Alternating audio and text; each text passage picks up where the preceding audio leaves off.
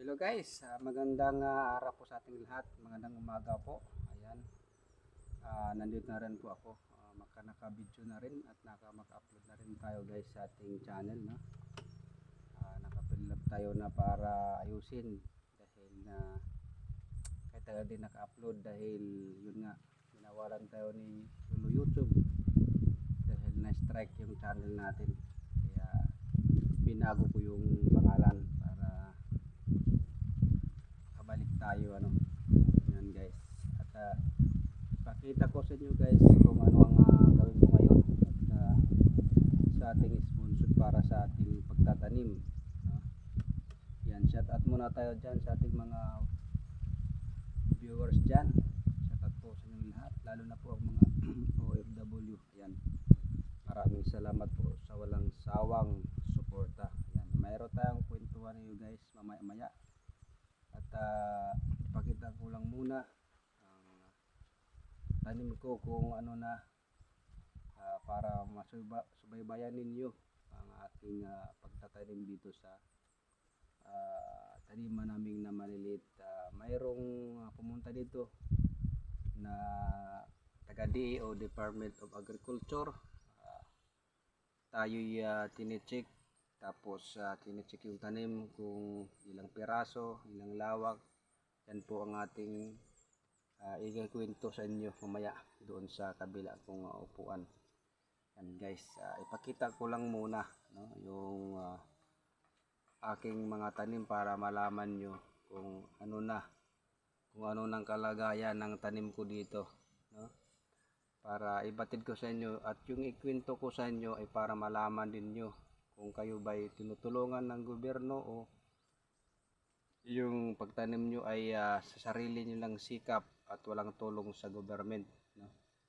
Kasi kung may tulong dapat noon pa. Ayan guys, yan, pakita ko yung mga ka-farmers. Ayan, yung maliliit dyan ng mga nagtatanim ng mga gulay. Yan, atin bigkasin yan mamaya para malaman nyo. Ipakita ko lang muna sa inyo yung aking munting taniman uli para malaman nyo kung ano ng kalagayan ng aking mga tanim. Yan, okay guys, kuto sa may tanim. Nakikita at nasimula na tayong mahirap, laban lang, oh, laban lang. Ang pagod ay hindi nalaman, sabay lang sa tadhana ng panahon. Ganyan tayo, tuloy lang ang laban. Ganyan tayo, lakas lang at katiwalaan. Iwala lang sa may kapal, iwala lang sa may kapal.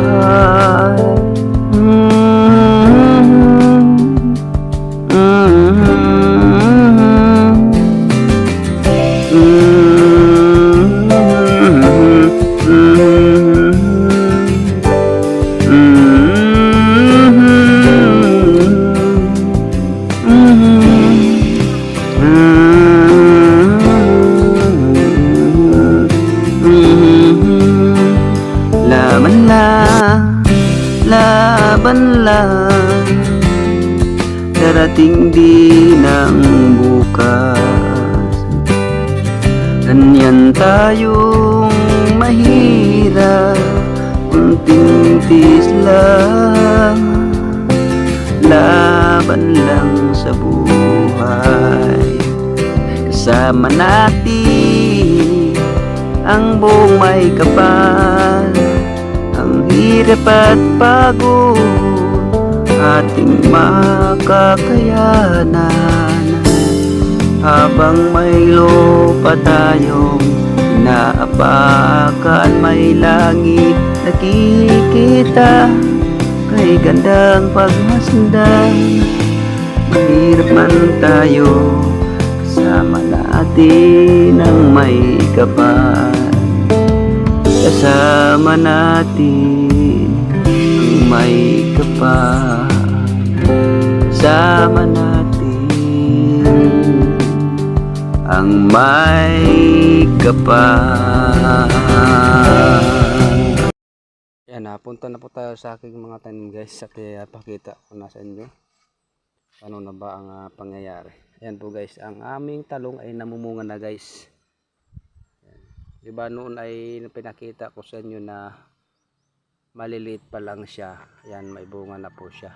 Malinis na yun ang nakakita nyo yan ngayon dahil namumunga na yung iba. Hindi na siya masyadong mula. Hindi siya kasi sabay-sabay sa pagtanim, kaya ganyan po. Nilinisan ko na, at mamaya lagay ko ng bayba. Ayan dyan. Ayaw sumunod yung upo, dapat sumunod, ayaw sumunod sa amo niya. Yan, ganyan natin para sumunod siya guys. Lagyan nyo ng ano, itong tawag nito, bamboo. Minsan din ayaw sumunod yung ano eh. Bantayan natin para sumunod, hindi talayo. Dandahan lang baka masira. Yan po guys. Saka may sitaw na yan guys. Ayan, pag-usapan natin dito guys. Dito kunin ko yung upuan ko para malaman nyo guys. No? Ayan po guys, dito pa ko sa kabila. Malapit lang doon. Malapit lang to, doon lang yan. Pagkabilaan lang to guys. Yan po ang aming kalabasa. Mayroon ng parang kumaya dito guys. Mayroong dumadapo na bao-bao na insekto. Dito guys, ano to, kamuting kahoy sa gilid. Yan, tingnan ko nung isang araw. Yan, meron na siyang ano, yung kamuting kahoy yan guys, yung dilaw yan guys. At nandito rin yung kamuti na hindi ko pa natapos-tapos. Yan, para ginaganyan natin guys, para ano, pag siya'y may laman na ay maganda yung malaki ang kanya expand, no? Para malalaki yung laman ng kamuti na masarap itong mga ano guys, malagkit na matamis na kamuti. Tsaka daw din mayroon yung kamuti din guys dun. Yung mga saging ko may mga bunga na guys, nakaharvest na rin tayo. At itong bago kong ano taniman dito, kasi magandang lupa dito guys. Ayan, meron na akong hinanda na plot dito. At bibilin na lang ako ng buto ng petsa at mustasa. Yan guys, malawak itong lupa ng asawa ko guys. Yan, mamaya kwentuhan natin yung doon. Hanggang doon yan sa dulo. At hanggang doon sa dulo. Yan guys. Yan po ang taniman namin dito sa aming munting farm. Mga farmers, yung malaliit na magtatanim. Ayan mga ka-farmers, magandang araw uli sa ating lahat. Ayan, nakita nyo po ang aking munting taniman dito po sa aking lugar, dito sa Burungan, Eastern Samar. Ayan, nagpahinga muna tayo at kwentuhan, at ituloy ko yung kwento sa inyo guys. Mga ka-farmers, maliliit na mga nag-uuma o nawaray pa, o yung maliit na mga nagtatanim ng gulay. Ayan. Yung sinasabi ko sa inyo, yung kwento ko kanina, sinabi ko sa una kong sinabi sa bagong pag video natin, no? Mayroong pumunta dito guys sa amin sa bahay, at sabi kung tutubang may tanim kami ang taga DA or Department of Agriculture. At pumunta nga, sinamahan ko dito sa aking taniman. At tinicheck nila kung talagang totoong may tanim, no? Kasi si Mrs. po, nag-apply na po siya, maling 6 na buwan na, para sa permit doon sa pagtinda ng 6 na oras lang doon sa palengke, sa tabi ng palengke. Kasi kung doon ka sa loob ay malaking ano yun, sa isang taon aabot ng 3,000. At magbenta ka rin kahit ano doon sa may loob ng palengke. Pag nandito ka sa labas guys, hindi ka pwedeng gumaya doon sa loob ng mga tinda na marami. Kinokontrol tayo ng government. kailangan na yung itinda mo lang, yung itatanim mo lang dito, yung tinatanim mo lang, yun ang ititinda mo. Ayun ang paliwanag ko guys. Kaya yun po ang ating kwento. Ating pagbuksan ng usap para upang malaman ng mga ibang lugar. Ganito po ang batas ng Burungan Eastern Samar, no? Di natin maintindihan kung bakit ang sabi ng ating gobyerno tulungan yung mga maliliit na magtatanim o yung small farmers, ngunit iba ang kalabasan sa ating pamahalaan dito sa Burungan Eastern Samar. Yan guys, kung bago lang kayo guys, nakapanood sa aking channel, no, huwag kalimutan dyan, i-like naman baka naman, at mag-comment, mag-share para updated kayo guys sa aking vlog, at i-check naman dyan ang notification bell, pindutin nyo para siguradong na subscribe nyo yung channel ko. Ayan. Yan, ibalik natin sa kwento guys. Yun nga, pumunta dun sa bahay, natulog, ginising ako ni Mrs. At isinama ko dito sa aking munting farm. Ngayon, tine-check nila kung ilang peraso yung tanim mo at kung anong kahaba, kasi yung haba lang ng pitsayan ko nila ay 34 meters and 1 meters bawat plat, no? Bali siyam ka plat yun. Iba-iba na yung tanim doon, no? Mayroon tayong talong, may pipino tayo, mayroon tayong aklan na kangkong, at meron din tayong pitsaya at saka mustasa na may patuloy din sa kabila. At dito din nag-uumpisa ako. Yan guys. Yan, sinukat nila guys yung linya ng pitsay. Sinukat nila kung ilang tumbok-tumbok sa yung tinanim ba. At ilang piraso, no? Tapos yun, pinirmahan ko na.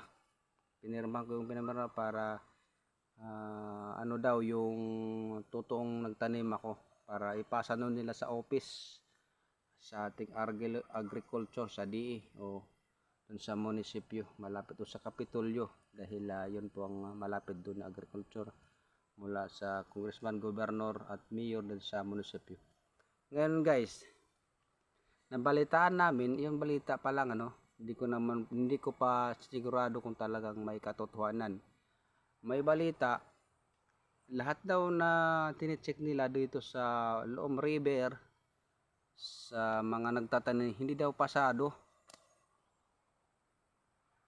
Sabi ko naman, anong dahilan bakit hindi pasado, nagtatanim naman tayo, di ba?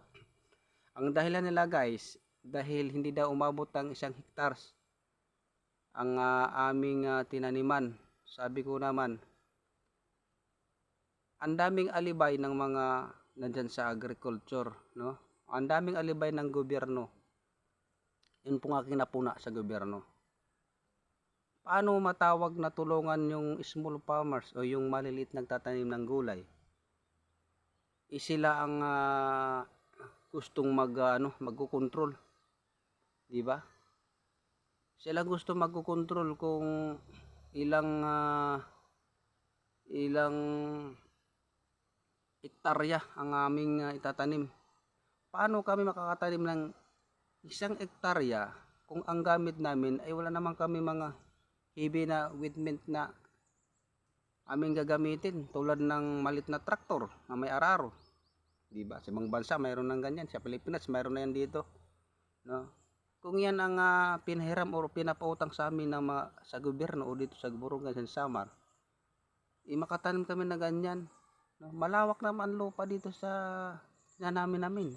Sobrang 1 hektarya to. Ang problema lang doon, ang gamit ay wala. Paano masasabi natin na tumulong sila sa maliliit na mga farmers? Di ba? Ang laking kalukuan, ang laking gulo-gulo yung ginagawa nila. Kung hawaray pa diri maupay ira binubuhat, no? Diri maupay ira binubuhat. Kunwari interviewon ka para ipasa yung trabaho nila doon, tapos gagamitin nila yon para mayroon silang mapakita doon sa Senado. no, na ganito ang aming natulungan pero wala palang tulong. Niluloko lang tayo ng gobyerno, no? Kahit isang piraso wala pang tulong ang gobyerno sa amin dito sa Borongan sa Samar sa maliliit na mga farmers. Alam niyo kung bakit? Kasi kung tulungan nila masyado yung maliit na farmers, wala silang makikita.